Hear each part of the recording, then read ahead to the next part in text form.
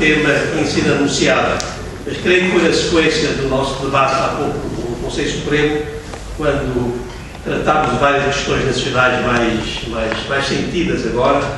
O professor Adriano Moreira acabou por colocar maior atenção na questão nacional, nos grandes problemas do país e na possibilidade ou não de sairmos da crise.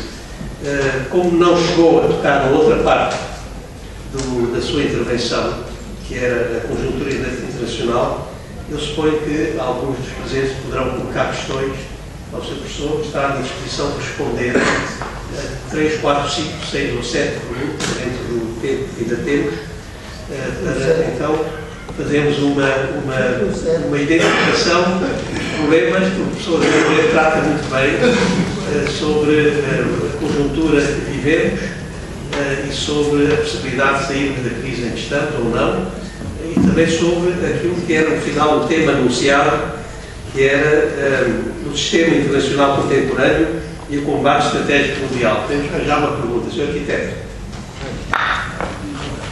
Sr. Presidente do Conselho Supremo, se me dá licença, eu irei perguntar ao Sr. Professor, ou irei falar, sobre qualquer coisa um pouco diferente. Aqui há 10 anos, eu escrevi uma carta ao Presidente da Academia das Ciências, que era Vossa Excelência, e ao diretor da Universidade Católica Portuguesa. Era a mesma carta, exatamente a mesma carta. Eu lá dizia que se tratava do mesmo assunto. E o assunto que eu tratava tinha a ver com os valores de Portugal, neste caso, fundamentalmente, não dos valores da pátria, mas dos valores do território. Eu devo dizer a Vossa Excelência que eu sou arquiteto paisagista, mas interessadíssimo, sobretudo, gosto de jardins, mas gosto, sobretudo, de facto, dos problemas da economia do território. E, de facto, há uma coisa que eu dizia nessa carta que me parece perfeitamente impossível, é que se estuda economia em Portugal sem ter uma cadeira de base que tenha a ver com a economia dos recursos naturais portugueses. Além de que eu integrei, e não vou demorar muito, continuo a pensar exatamente o mesmo. Eu continuo a pensar que a nossa economia tem fundamentalmente uma deriva, que é a deriva das finanças. Hoje fala-se em engenharia financeira e coisas assim, um pouco para destapar a visão das coisas. Sr. Professor, eu fico por aqui, porque eu ainda hoje, de facto, Vossa Excelência escreveu uma resposta simples, mas, de qualquer modo, eu cristiano. O Presidente da Católica, que é de resto uma pessoa, enfim, porque tenho alguma atenção, mas não respondeu. Eu penso que tem a ver, sobretudo, com o sector de economia da Universidade Católica. Os senhores, muito obrigado.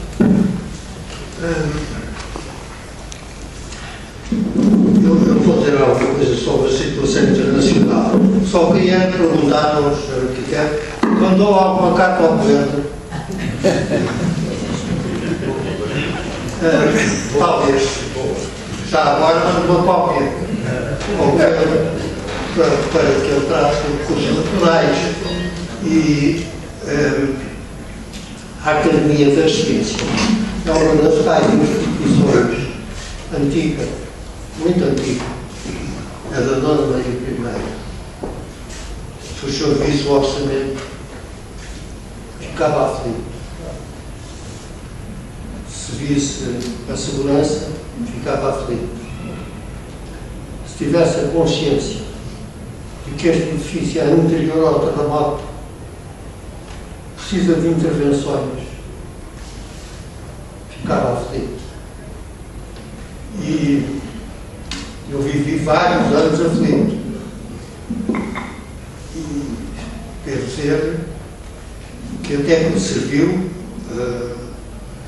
o terreno da Academia das Ciências, serviu de vala comum durante o terremoto.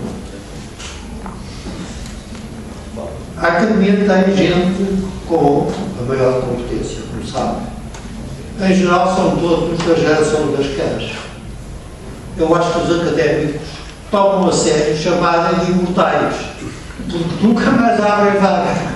Bom, mas por isso mesmo também tem gente a mais sabedora que há. Mas não é gente chamada com frequência ou raramente a intervir. Mas a literatura não falta. As conclusões a que chegam não faltam. E certamente encontrará no que eles escrevem muita gente que concorda consigo. Eu recordo-me quando era estudante na escola primária, aprendia que era necessário o conceito estratégico de reserva alimentar portuguesa, porque não tínhamos recursos para pagar as importações. Onde é que está esse conceito ensinado hoje? Em parte alguma. Em parte alguma. Eu gostava que mandasse uma carta ao governo a ver se o seu estado de espírito melhorava. E provavelmente não melhorava. Provavelmente não melhorava. Bom, eu digo algumas palavras rápidas sobre o que eu penso da situação internacional. Eu, do ponto de vista da situação internacional, eu já comecei por dizer, depois disse outras coisas, mas está aqui no texto. O texto fica cá.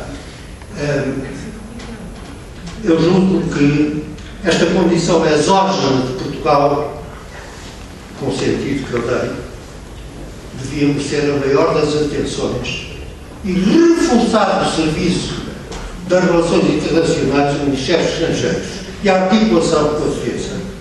E julgo que não está a acontecer. Não está a ser fortalecido o sistema das relações internacionais no Ministério dos Estrangeiros, está com falta de meios, está com falta de recursos, está com postos extintos, etc, etc, etc. Não está a acontecer. Ora, isto, porque é que isto incomoda? E me incomoda. É porque eu julgo ter aprendido que as guerras começam inesperadamente por motivos fúteis. A Primeira Guerra Mundial começou por uma coisa banal, matar um príncipe.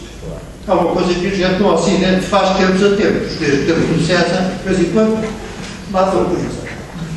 Custou uns 12 milhões de mortos matar o príncipe. A Segunda Guerra Mundial começou porque, democraticamente, elegemos um cavalheiro, baixote, cabelos pretos, tinha um certo fascínio por cabelos loiros ou ruivos, isso não acho para a ideia, enfim, não tenho nada contra, custou 50 milhões de mortos. E neste momento não faltam incidentes que podem desencadear um conflito que atinja Portugal, ou chama Portugal, como aconteceu na Primeira e na Segunda Guerra. Bom, esses conflitos já têm uma manifestação que é aquela que tem chamado mais a atenção.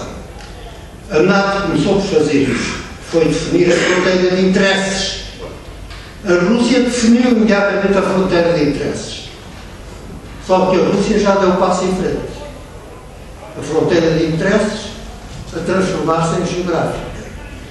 A situação agravou-se. A democracia, coincidente com o novo conceito de democracia que anda a agitar os povos ao longo de todo o Mediterrâneo, não creio que facilite um projeto que era importante para todos nós, que era reconstruir a Euráfrica.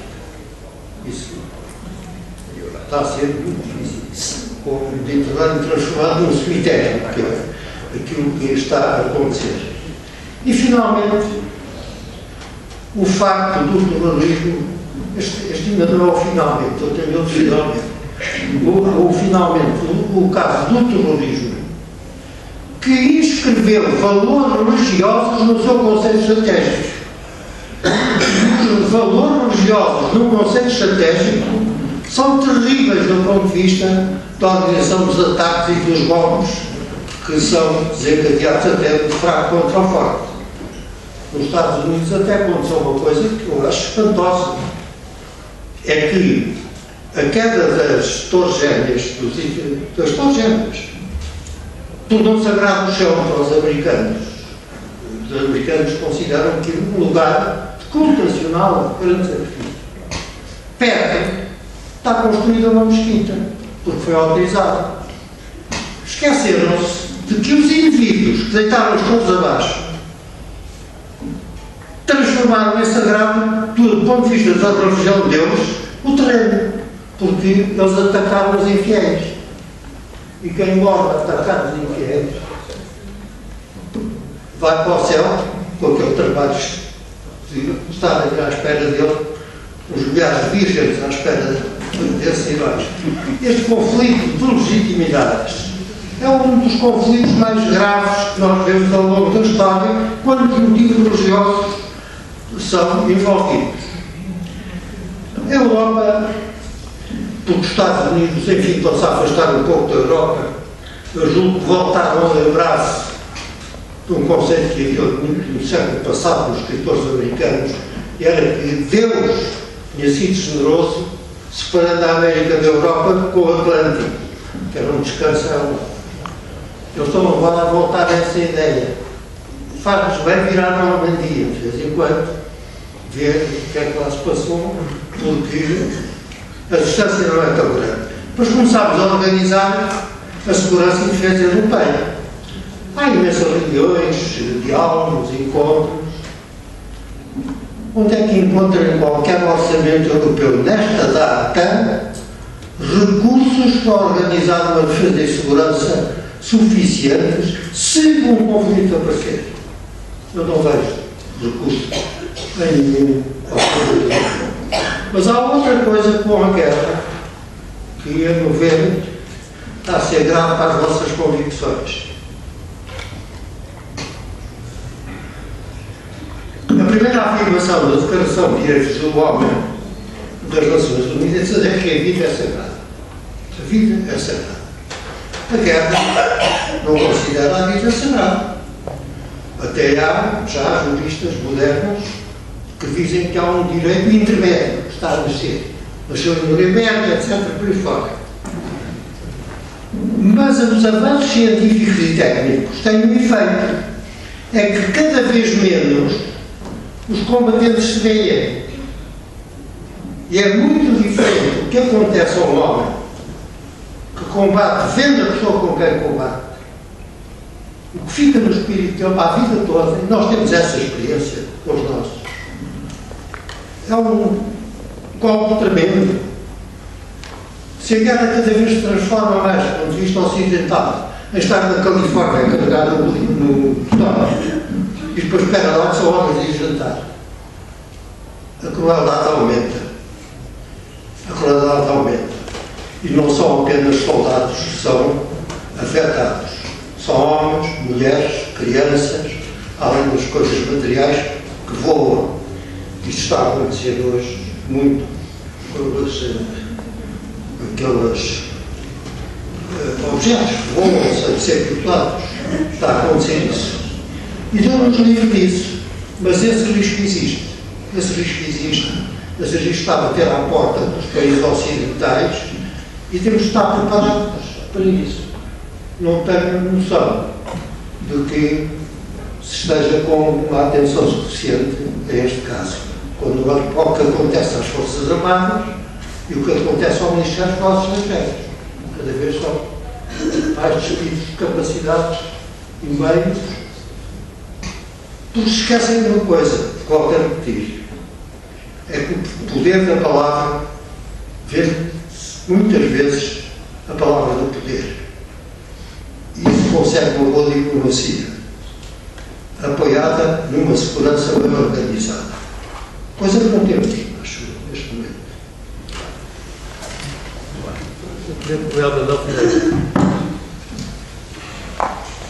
Sr. Professor, duas perguntas rápidas e fáceis. É o eco, vou tratar. Duas perguntas rápidas e fáceis. Relativamente ao que disse de estarem a regular pátrias na Europa que querem ter um Estado, isso aplica-se às declarações do Dr. Alberto João Jardim Madeiras?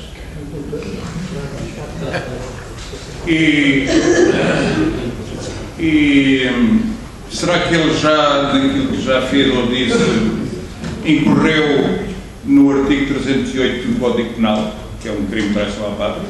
Esta é a primeira questão. A segunda, aquilo que falou, que me parece de maior importância, que é a destruição da comunidade dos afetos, isso está a ser feito de cima para baixo, não é de baixo para cima. Isso é feito por ignorância, de propósito, por ambas, ou por mais alguma coisa? E porquê? Olha, eu tenho que dizer o seguinte, quanto à pergunta, acho que tenho que dizer nós mesmos, porque só ele é que pode dizer, no breve espaço que lhe resta do Governo da Madeira, qual é a intenção. Eu não posso responder a essa pergunta. E quanto às intenções do efeito que está a haver em relação à comunhão de afetos, que eu considero fundamental para a solidariedade de uma nação, eu acho que é preciso nomear uma comissão de avaliação. E nós pertencemos à comissão de avaliação. E só assim temos uma ocasião, que é na altura dos votos, temos essa ocasião. Mas nós somos a comissão de avaliação. E não somos responsáveis. Nós somos responsáveis. Eu lembro-me, a não ser que se vá para esta tese, lembro das memórias do João Franco. O João Franco, depois do que aconteceu, os desgraça de Batalha Rei, etc., nas memórias aquilo que sugere que é preciso mudar de povo. É um bocado mais difícil do que mudar de governo. Ele não consegue mudar de povo. Nós somos os responsáveis. Os principais responsáveis. É por isso que esta atividade da sociedade é importantíssima. Porque nós falamos na comunidade dos afetos. Nós falamos na identidade. Nós falamos do significado de 1º de dezembro e de 9 de abril. Nós estamos a cumprir a nossa obrigação nesse aspecto. Consideramos que isso é um dever. Estamos a cumprir esse dever. Vamos ver se mais alguém nos acompanha. É o que eu posso dizer. Sei que o senhor está do mesmo lado. Eu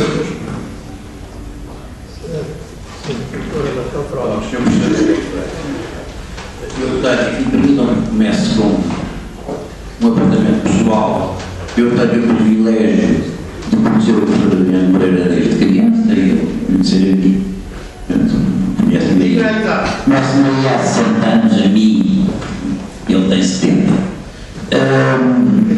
Enfim, ser amigo da minha família, do meu pai, dos meus tios, do Teófilo de vários anos, portanto, todos, enfim. Eu respeito e admiro e considero o mestre da nossa geração. Este bocadinho. E, portanto, uma pergunta eu faço a favor da seriedade. Isto às vezes não me faz comigo. Faço com toda a seriedade, a outra posso fazer e vim com algum humor. Ora bem, vamos à pergunta séria. Foi a que eu fiz há bocado com o está bem? O Presidente da República e o Ministro da Educação andam pelas escolas a distribuir um novo mapa de Portugal que parece uma mulher com fita gravidez. Ou seja, é o retângulo com um grande balão que é o mapa territorial. Sabe que é também da cola. Que está, não tendo nós armada nem guarda costeira, isso não é o mapa cor-de-rosa da educação dos nossos filhos, dos nossos filhos. Do outro lado, são os Estados Unidos e o Canadá. Portanto, pode ser uma potência em fim de ciclo, mas é a superpotência. Do lado de cá, até o Ocidente, são os Estados Unidos e o Canadá, sobretudo os Estados Unidos. A Oriente estão a Espanha e a União Europeia. E, portanto, a natureza tem o Eurovácuo. Agora, digamos, a pergunta do mundo livre. As 4 ou 5 rapariguitas portuguesas que são jihadistas e que gostariam de desertar e deixar os namorados não terão já sido reguladas. Obrigado. Bom, eu só posso dizer que nas notícias da neurologia de hoje não tinha nada. Mas Eles adoram dublados. mas eu devo dizer, e isso preferia não ter que ser. Eu acho que era melhor ter evitado o discurso português nessa matéria. Isso era o que humanamente se devia esperar. Porque pode ter acontecido que isso tenha determinado esse receio que acaba de denunciar. Eu o que rezo é para que não seja, não aconteça. Mas foi o mais imprudente dos comentários que se podiam fazer a esse respeito. Vejo uma pergunta E o mar territorial? Nós temos isso, já escrevi, não sei, porque está aqui tudo neste papel. Mas nós temos um problema que são as janelas de liberdade. E temos essas janelas de liberdade. E essas janelas de liberdade são o CPLP e o Instituto Internacional da Língua Portuguesa e a Plataforma Continental. O João Almirante Matias tem várias vezes falado sobre isso. A Gulbenkian já organizou um debate na Academia das Ciências sobre esse assunto. As universidades de Aveiro, de Algarve e dos Açores têm estudos profundíssimos sobre essa matéria e todos com falta de dinheiro. Eu vou-lhes dizer uma coisa para ficarem mais bem dispostos com esta temática que é muito desagradável. Eu tenho um convite para ir à Universidade dos Açores.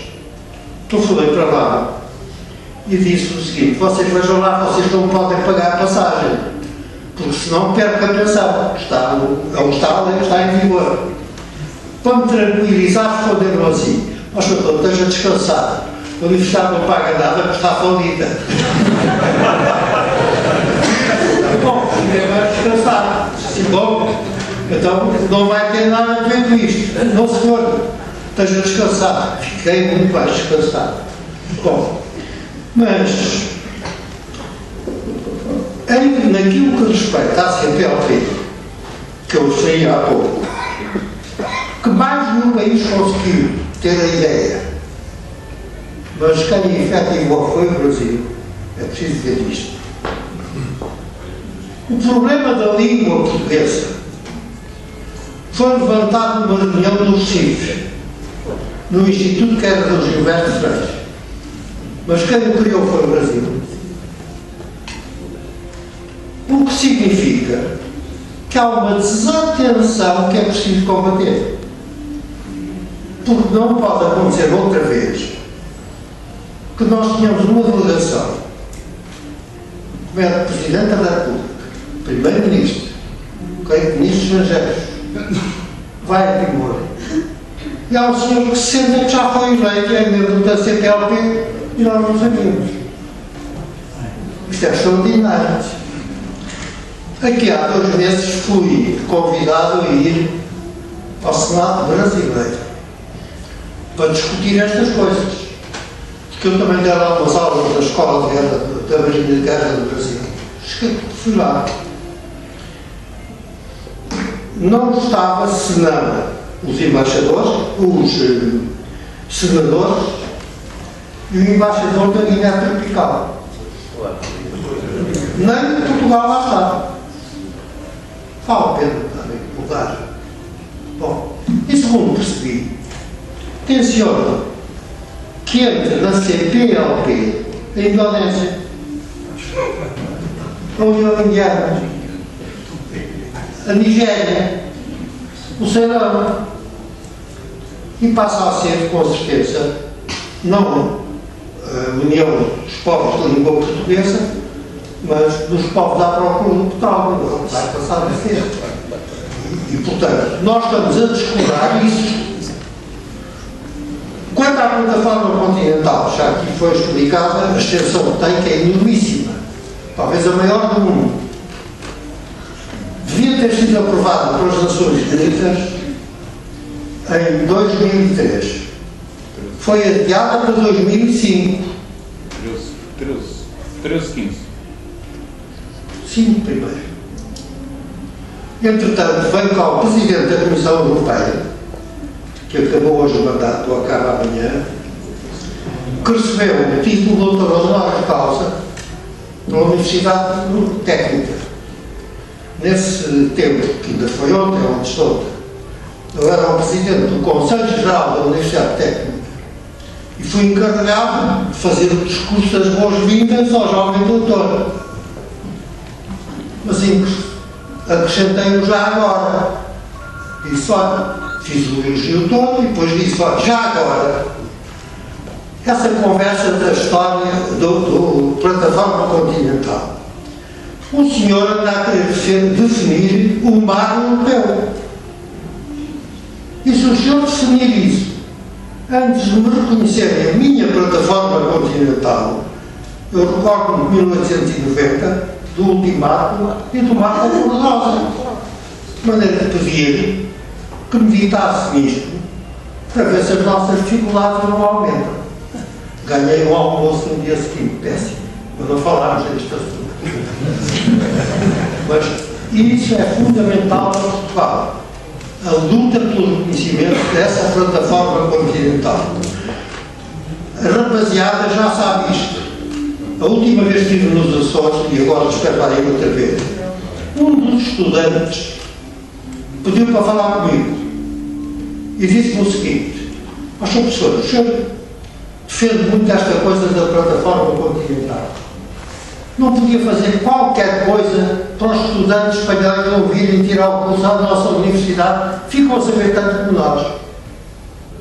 Eles sabem que está ali uma coisa fundamental para o país. Passado pouco tempo, o primeiro-ministro de Espanha revelou a sua paixão pelos cheiros. O Gibraltar não foi grosso. Qualquer razão. Mas é evidente que ele não era por causa dos cheiros que estava incomodado. Eu estava a pensar, é o que lá está em baixo. Isso era o que eu estava a pensar. Agora pergunto eu: conhecem o programa de algum partido que tenha esses assuntos inscritos? Algum partido que tenha isto inscrito nos seus programas? Quero ver. Não. Nenhum tem. É esta desatenção que nós precisamos de acabar com ela. É um grande prejuízo para o país que esta desatenção possa continuar. Tem mais uma pergunta aí, está chegando.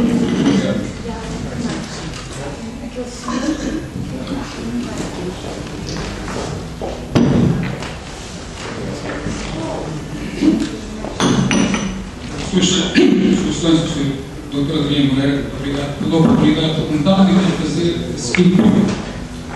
Aqui, em boa verdade, são duas perguntas. A primeira delas, se me permite, é esta. Considerem que o que se passa na região da Ucrânia e o alargamento da influência da NATO em zonas estratégicas consideradas de estratégia russa pode prejudicar. Dá-me licença, continuo. Que pode prejudicar a Europa e, nomeadamente, Portugal. Isso não seria conveniente os Estados do Sul, Portugal, Espanha e Itália se organizarem em blocos de uma maneira, de forma a poderem defender melhor os seus interesses no conceito europeu? Esta é a primeira parte da pergunta. A segunda é mais ousada.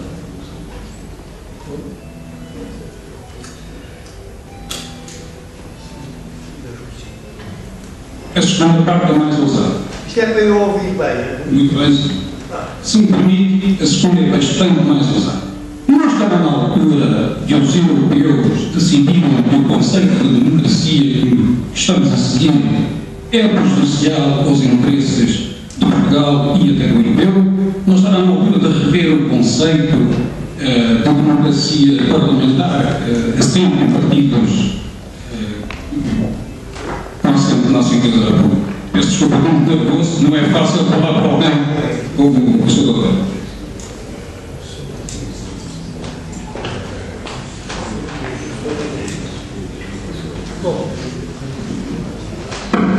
Eu não sei se ouvi tudo, mas a culpa é minha, porque o eco prejudica-me ouvir as perguntas, o eco da sala. Há um problema que um Ministério dos Negócios Estrangeiros bem equipado, com certeza pensou. É capaz de estar dado em algum arquivo. A estrutura internacional muda, mas a memória não acompanha sempre. Fica a memória. Provavelmente na Primeira Guerra, quando vieram com a história do disse, que cada nação deve ter um Estado, não era apenas inspirada por proteger as aspirações da população. Era para impedir que a Alemanha viesse a ter outra vez a preponderância que tinha. Desta vez, esqueceram-se que há uma componente da história da Rússia que eu vou lembrar, que é a seguinte. Lembra-se que os bárbaros invadiram o Império e levaram conta de Roma. A primeira Roma caiu. Depois os turcos levaram Constantinopla. A segunda Roma caiu. Há uma declaração da Igreja Russa dessa data dizer expressamente isto. A primeira Roma caiu, a segunda caiu, a terceira não cairá. Isto foi traduzido em soviético, dizendo que nós ocuparemos a Roma. Assim que caiu o muro, os dirigentes soviéticos foram lá à missa. Talvez a memória dele não se tenha apagado. Talvez nós devêssemos ter a cautela de saber as memórias dos países que podem eventualmente ofender os nossos interesses para lidar convenientemente com essas memórias. Quando ele, Putin, fez aquele famoso discurso, eu traduzi isso, até escrevi um texto sobre isso, dizendo que ele acabava de anunciar um novo império do meio. Não era Europa. Europa, afeto, era virado para o outro lado.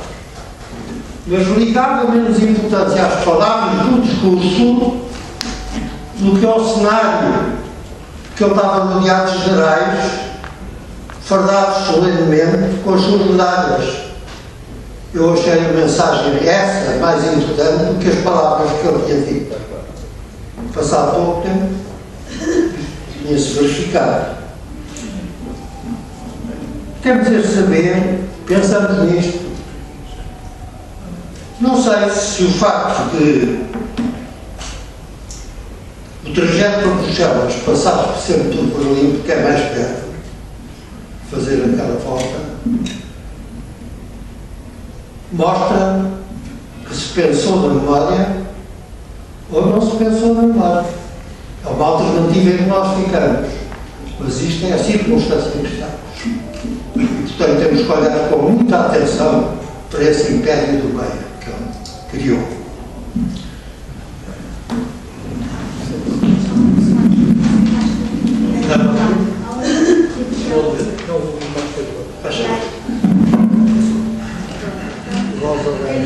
Acha embaixador também? Não sei quem é. Aquele senhor. Pronto, então se calhar que o senhor está há mais tempo, se não se importam, e depois passa aos outros embaixadores. Já está final do tempo. Boas tardes. Sou o professor Adriano Moreira, mais uma vez, obrigado por esta brilhante conferência, é sempre um prazer ouvi-lo e, sobretudo, ter partilhado connosco esta ideia da prioridade dos afetos. Eu nunca tinha pensado assim, que é um pouco diferente desta ideia da fraternidade patriótica, mas que eu diria que na prática irá dar mais ou menos a mesma coisa. Eu queria levantar aqui uma questão que, se calhar, até por formação profissional, sou colocar, que é o diagnóstico de facto foi exaustivo, foi um diagnóstico seguramente bem feito. Não, aliás, não esperaríamos outra coisa da intervenção do professor, mas eu digo sempre que esta intervenção final qual é a solução, ou quais são as soluções. Seguramente não há só uma, há várias. Todavia, o Sr. Professor refere aqui 3 pilares fundamentais para este ativo que nós temos importantíssimo e a manutenção desse ativo, que é esta habilidade dos afetos do país, com esta identidade e independência nacional, que é os 3 pilares que são o ensino, a segurança e a justiça. E apontam problemas muito sérios nestes 3 pontos, provavelmente graves. Voltam mesmo. É porque é que nós chegamos aqui e a questão é qual é a solução. Eu aqui era o meu desafio para ouvir o Sr. Professor sobre este tema que é. Eu, há algum tempo, penso que provavelmente um dos problemas fundamentais que nós temos é a organização do nosso sistema político. Porque é daqui que emana praticamente tudo. Porque enquanto nós não resolvermos isso, eu estou convencido que vai ser muito difícil resolver o ensino, resolver a segurança, resolver a justiça. Não vejo como é que seja possível. E qual é a minha visão rapidamente? Eu acho que o sistema bloqueou, ou seja, nós temos um conjunto de partidos políticos que de facto vão rodando nas cadeiras do poder, mas penso que todos nós concordaremos no essencial, as políticas não divergem muito e sobretudo o que é mais preocupante é que os interesses que estão por trás são exatamente os mesmos. Ou seja, nós temos uma arte de governação vai mudando o apoio, mas que o essencial e o interesse que está por trás é o mesmo. É por isso que eu digo que o sistema bloqueou. E, portanto, este é o problema mais importante que eu creio que nós temos que resolver se o quisermos fazer, porque de outro modo nós nunca vamos conseguir resolver os outros problemas. E, portanto, neste quadro, e em que as novas gerações da política não são recrutadas no seio, diria eu, dos homens bons, não são convocados, mas são genericamente recrutadas, ou praticamente são recrutadas, no seio de juventudes partidárias, que claramente não são propriamente muito generosas no apoio